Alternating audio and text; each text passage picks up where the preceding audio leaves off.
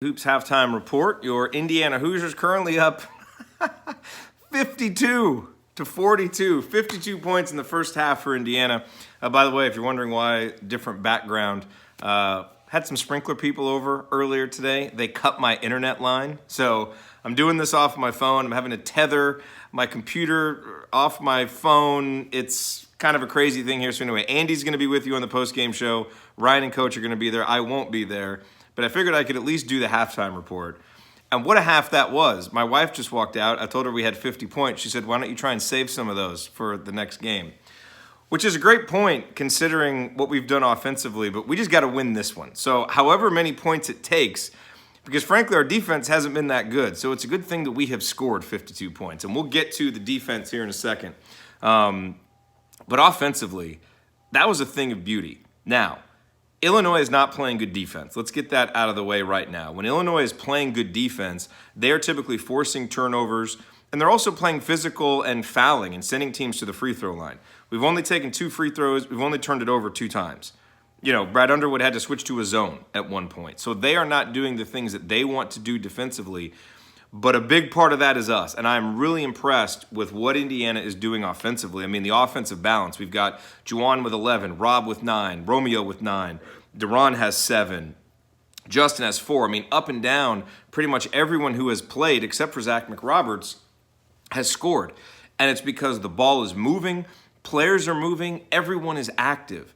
And for the most part, I thought we did a really good job of attacking the paint and really working to play inside out. One of the things that I didn't like early in the game is I thought Juwan Morgan really settled for some early threes. And frankly, he's just got to stop. He's not making them right now. It's not his game. When he decided to go back inside, good things started to happen. He's 5 of 7 on his twos. That's why he's leading Indiana in scoring. And the little two-man game that he and Deron have played at times has just been a thing of beauty. So he's got to focus there. And what happened is Indiana did such a good job of attacking, and getting layups and getting in the paint that then opened up the threes. And, you know, we've got 5 different guys have made a three. I think we missed our first 6, and then we're 6 for our last 11, something like that. You know, Romeo hit one. Al Durham hit that great one where he was wide open. Devontae knocked down a couple of them.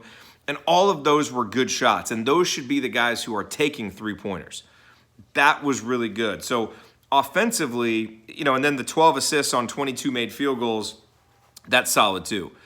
So really, really impressed with our offensive mindset today, which was to attack. And, you know, frankly, Illinois just hasn't been up to the challenge, and they're not playing as good a defense as they normally play, and hence we're scoring 1.53 points per possession, which has just been outstanding. I mean, I don't know where this has been. We scored more points in this first half than we scored in the entire game against Purdue. So that's been really nice to see. What I haven't liked so much is our defense. Illinois scoring 1.3 points per possession. You know, that's actually more than Minnesota scored. You know, and to a certain extent, just given the pace of this game, kind of the up and down nature, you'll forgive a few of those buckets. But, you know, I really feel like this is a game when you have an offensive explosion like this. If Indiana was playing the defense that they've been playing for the past few games, we should be up by 25, 30 points, frankly. So, again, really happy with the offense. Not going to take anything away there. But I feel like Illinois, more so than we've seen in the last 4 games, is kind of getting what they want offensively. You know, number one, let's stop letting Jordan shoot threes. He's now made 3 of them. This is like Kalsher for Minnesota. Like at some point, you know, when a good shooter starts making them, you know, I think a couple of them were challenged. Our hands were up there. Make that guy put the ball on the floor or don't let him catch it out there because he's been killing us from outside. And we just got to contain dribble penetration better. Like Rob Finney, I think, has played great defense the last 4 games. I don't think he's quite been as on point. You know, I think there have been a few possessions down in the post. Our defense just hasn't been on point. We've allowed a catch to be too close to the basket, haven't really been able to challenge. So, you know, it's a little nitpicky when you're up 10 on the road, but this is a defense that's played a lot better than this. And this is the kind of offensive performance that could be up by more points. So here's a concern that I have, which is that, you know, we're really playing this game at more Illinois' pace. And that's fine right now. That was fine for the first 20 minutes because we've done it really well. What's going to be interesting to see is if they tighten up the defense and are able to get some stops, and if, you know, we have one of those doldrums that we have, is our defense going to kick back in? Or are we going to be able to rely on that? That's what I think is going to be big in the second half. I cannot imagine that the game in the second half will be played at the exact same pace we saw in the first half, because I think they'll do a better job defensively, and I don't think we necessarily want to play quite this fast. So is our defense going to be able to lock back in and get the stops that we need? That's what I think is going to ultimately win this game. The offense was a story of the first half, and it's been great. But now I think defense is what's going to end up winning this game, and I don't think our defense has been quite as good as it's needed to be. But just from an individual standpoint, I thought Deron Davis's minutes were outstanding when he was in there. I love the fact that when he got elbowed in that foul that he got on Georgi Binishvili, Binishvili made the first contact.